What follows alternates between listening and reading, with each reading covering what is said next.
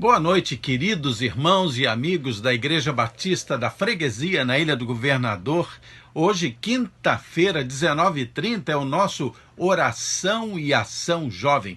Eu quero convidar você a abrir a sua Bíblia aí no Salmo de número 71, no versículo 5. Salmo 71, versículo 5. Abriu aí?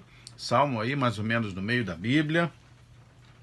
Salmo 71, versículo 5, nos diz assim: pois tu és a minha esperança, Senhor Deus, a minha confiança, desde a minha mocidade.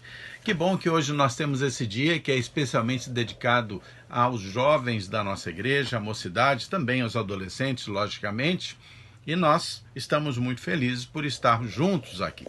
Quero lembrar a vocês dos motivos de oração. Nós agradecemos os aniversários da Camila, da Cássia e da Sara por esse tempo, vários aniversários também de casamento, o Jerônimo e a Maria das Graças, a Lígia e o Carrielo, o Bessa e a Marisete, o Kleber e a Larissa, o Alex e a Carla, Renata e Leonardo e Davis e Raquel. Mas orando também pelos enfermos, estamos sempre orando pelos enfermos, não é? Vamos orar pela Marilac, pela Rejane, pelo Agnello, pela Rosa, pela Lia, pelo pastor Ismael. Vamos estar orando também pelo pai do Paulo. Paulo vai estar trazendo a nossa mensagem hoje. Paulo é teólogo, um estudioso da Bíblia, alguém que ama a palavra de Deus. Seu pai está com Covid e outras pessoas da sua família também, sua mãe, irmãos. Então, oremos pela família do Paulo, não é? Nós vamos estar orando por ele também. Sempre oramos pelo nosso país, pelo Brasil, pedindo que Deus salve o Brasil, que Deus restaure o nosso país, orando, logicamente, pelos governantes do nosso país, pelos profissionais de saúde, pelos pastores, pelos missionários, por todos aqueles que estão dedicando suas vidas à vontade de Deus. Lembro que nós temos várias iniciativas de ação social. Fazemos a distribuição de cestas básicas para muitas famílias que se encontram em situações difíceis. Hoje mesmo eu estava na igreja e lá estava a Rose recebendo uma mãe de família e ali ajudando. Nós temos procurado ajudar como igreja.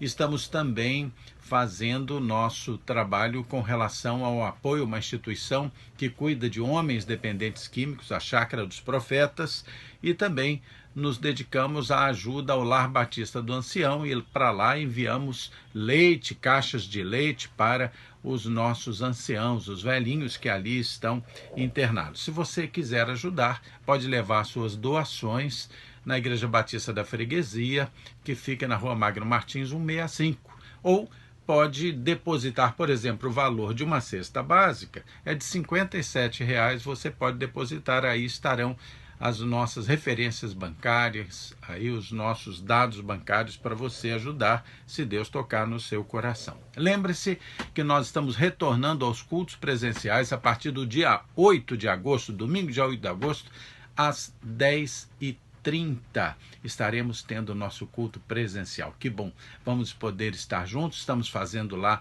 uma reforma no templo e nas instalações, adaptando melhor para que você tenha mais conforto e fique mais feliz. Talvez não tenhamos completado toda a reforma até o início dos nossos cultos presenciais no dia 8, mas logo depois teremos terminado, mas já estaremos em condições de funcionamento no domingo, dia 8 de agosto, às 10h30. Reserve essa data para você. Vamos então agora orar, pedir as bênçãos de Deus e depois vou passar a palavra para o Paulo. Paulo, ele está trazendo para nós a mensagem hoje por patrocínio dos jovens da nossa igreja. Ok? Vamos orar. Senhor Deus, muito obrigado, Senhor, pelo teu amor e tua bondade. Perdoa, Senhor, os nossos pecados. Senhor Deus, abençoa o Paulo. Toca, Senhor, no seu coração. Unge com teu Santo Espírito para trazer uma mensagem segundo a tua vontade e o teu coração, Pai. Tudo isso te pedimos e agradecemos em nome de Jesus. Amém. Queridos, vamos ouvir o que o Paulo tem para nos dizer nesta noite. Olá, sejam bem-vindos a mais uma oração e ação da juventude. e mais uma vez eu fui convidado para trazer a mensagem desta noite.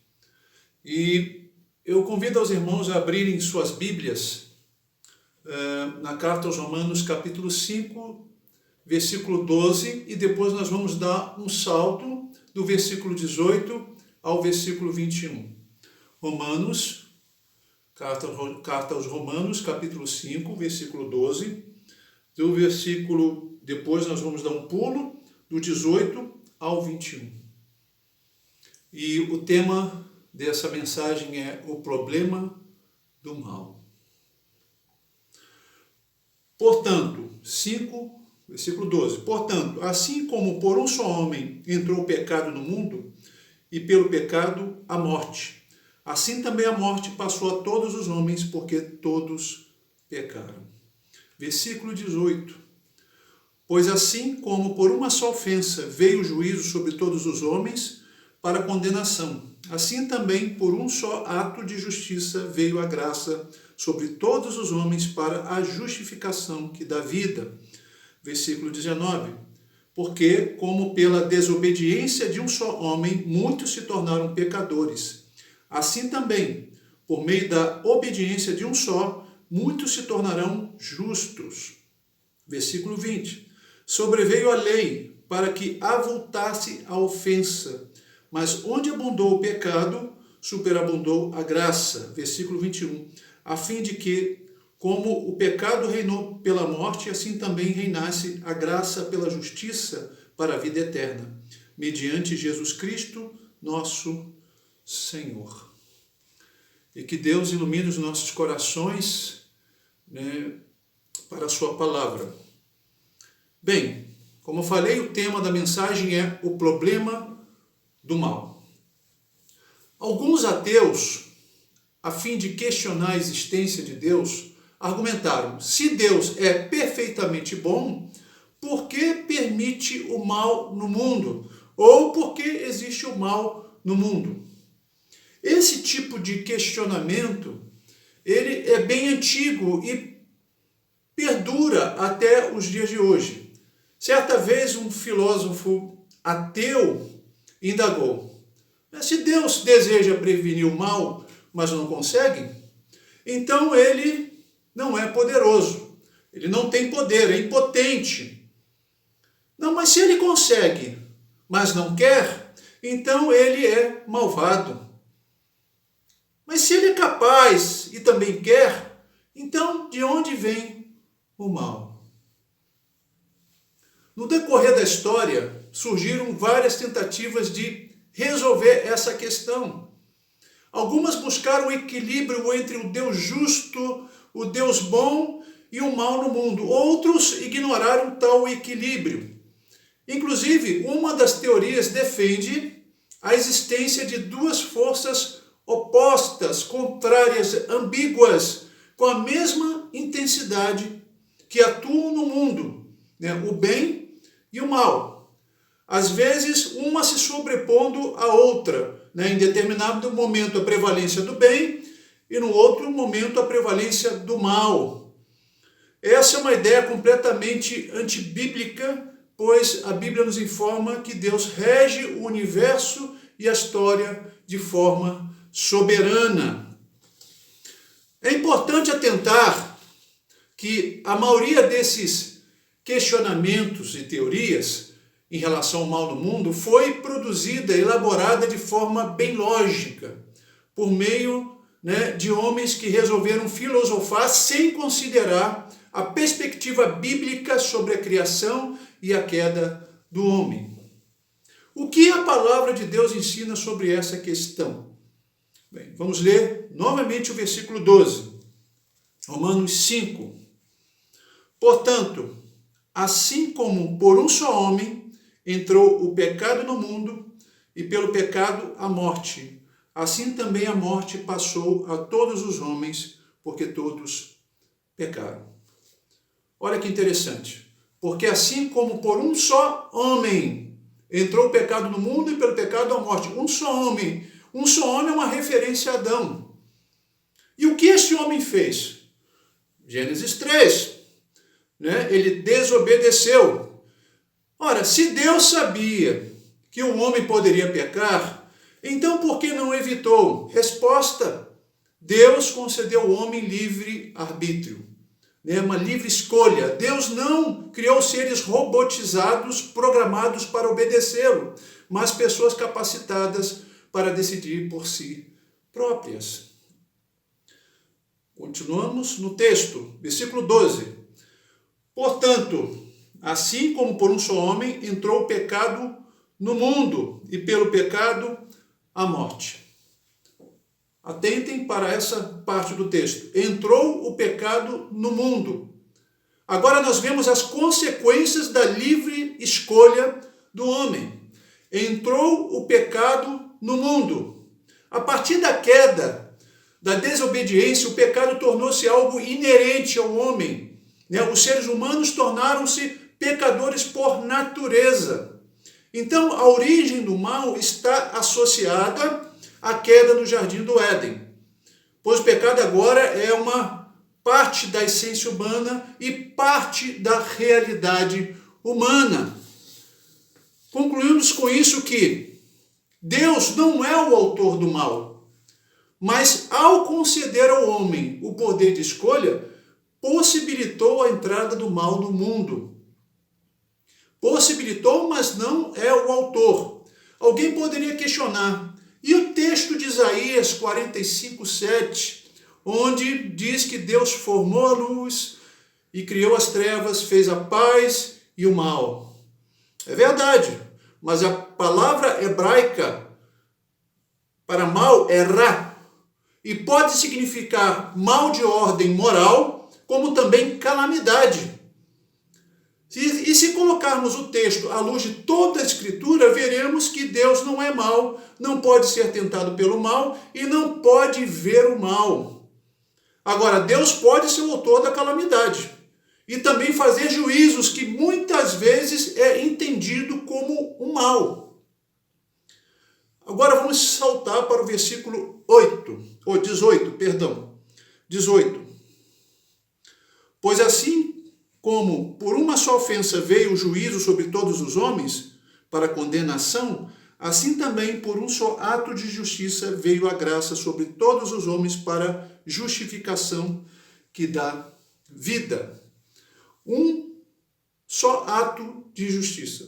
Segundo o apóstolo Paulo, Adão e Cristo são semelhantes porque suas ações afetaram muitas pessoas. Mas eu gostaria de chamar a atenção para essa expressão, um só ato de justiça. Paulo está se referindo à vida, à obediência de Cristo, como também à sua entrega voluntária na cruz do Calvário. Agora pensem comigo, ao conceder ao homem livre-arbítrio, Deus não estaria se arriscando demais, dando ao homem o poder de decidir? Deus já sabia do risco, aliás, do resultado da livre escolha do homem e do pecado. Como escreveu Erickson, é notável que, apesar de saber que ele mesmo seria vítima, aliás, a maior vítima do mal, que resultaria do pecado, Deus permitiu que o pecado ocorresse. Então Deus sabia que ele mesmo teria que pagar, porque para satisfazer a justiça divina, Jesus assumiu sobre si mesmo o pecado e seus efeitos maus ao morrer na cruz do Calvário. Versículo 20 ao 21. Sobreveio a lei para que avultasse a ofensa, mas aonde abundou o pecado, superabundou a graça, a fim de que, como o pecado reinou pela morte, assim também reinasse a graça pela justiça para a vida eterna, mediante Jesus Cristo, nosso Senhor. Deus em Cristo levou o mal sobre o seu corpo, a fim de que o homem encontrasse liberdade em relação ao poder do mal. Como está escrito, pois onde reina a graça, não existe mais o senhorio do pecado, da maldade. Então ele se fez vítima do mal para nos libertar do mal. E podemos fazer aqui pelo menos umas 3 aplicações do texto. que acabamos de ler, ou do tema, né, que abordamos aqui. O tema é vasto, né, existem várias teorias, né, mas eu vou ficar só com o que eu acabei de falar. Bem, a primeira aplicação, podemos extrair, né, do texto, do tema, para as nossas vidas em relação ao ensino do problema do mal. Nesse vale de lágrimas, chamado mundo, é importante ter a certeza de que Deus é nosso companheiro na estrada do sofrimento. Não estamos sozinhos, como escreveu o salmista, ainda que eu ande pelo vale da sombra da morte, não temerei mal nenhum, pois tu estás comigo. Salmo 23, versículo 4. A segunda aplicação, lição que podemos tirar, a maldade não tem a palavra final. A maldade tem prazo de validade. E por fim, Deus julgará toda a maldade no tempo determinado por ele. Eu creio que existem vários textos que falam sobre isso. Vemos a carta de Paulo, vemos Paulo falando em Tessalonicenses, nós vemos Apocalipse, 2 Pedro, vários, até o próprio Jesus falou ali em Mateus, né, capítulo 24. Bem, a terceira aplicação que podemos fazer em relação ao tema que acabamos de ouvir é que, em razão disso, precisamos pregar o Evangelho de Cristo para que cada vez mais pessoas venham ser libertas do poder do mal. Precisamos pregar sobre o fim dos tempos para que tanto o mundo quanto a igreja, a fim de mostrar que todo mal será julgado. Nós temos que pregar esse aspecto justo do caráter de Deus. Não pode ser deixado de fora. Aquele que está em cima do muro tem que descer. Aquele que está no pecado vai ter que abandonar o pecado. E precisamos buscar santificação a fim de que o mal não venha influenciar a nossa vida. E que Deus nos abençoe e abra o nosso entendimento, nosso discernimento quanto a essa questão do mal que às vezes não conseguimos conjugar, não conseguimos entender, mas ainda assim que mantenhamos a nossa fé, nossa confiança no Senhor, que é o nosso companheiro na estrada do sofrimento, sabendo que um dia toda a maldade será julgada por Ele. Amém? Que Deus nos abençoe, a amada igreja, e que possamos a cada dia ser relevantes para esse tempo, para a glória de nosso Deus. Amém. Muito obrigado, Paulo, pela sua palavra. É sensível como você ama a palavra de Deus, ama o trabalho de Deus, e eu que conheço você posso confirmar isso de forma muito tranquila. Que Deus abençoe você, sua esposa, sua família, seu pai, que ele possa ficar bem, toda a sua família. Tá bom? Nós vamos orar agora por aqueles pedidos que colocamos no início do nosso programa de hoje. Peço que você feche seus olhos, pense agora naquelas pessoas que precisam da sua intercessão também, da nossa intercessão. Vamos orar. Senhor Deus, muito obrigado, Senhor, pelo teu amor e bondade. Pai, eu te suplico que o Senhor abençoe os aniversariantes deste tempo. Pai, muito obrigado pela vida deles, que eles façam muitos aniversários, tanto de nascimento quanto de casamento, sempre cuidados por ti. Senhor Deus, cuida dos enfermos da nossa igreja. Alguns têm tido tanto sofrimento, tem misericórdia, põe tua mão sobre eles, Senhor. Afofa a sua cama, seu travesseiro, conforta o Senhor, e o Senhor é poderoso, abençoa toda a ação médica, a ação dos medicamentos sobre eles, mas principalmente o teu poder curador. Este poder atue sobre eles, Pai. Senhor Deus, abençoa, Senhor, os dirigentes da nossa pátria, as autoridades. Abençoa, Senhor, eu te peço, os profissionais de saúde, pastores, missionários espalhados por esse Brasil. Senhor Deus, cuida do nosso Brasil, abençoa o nosso Brasil, salva e restaura o nosso Brasil, Senhor, eu te suplico. Muito obrigado por tudo, Senhor, em nome de Jesus. Amém. Queridos, que bom estar com vocês. Vamos nos ver amanhã no Oração e Ação Kids. Será muito bom. Até lá.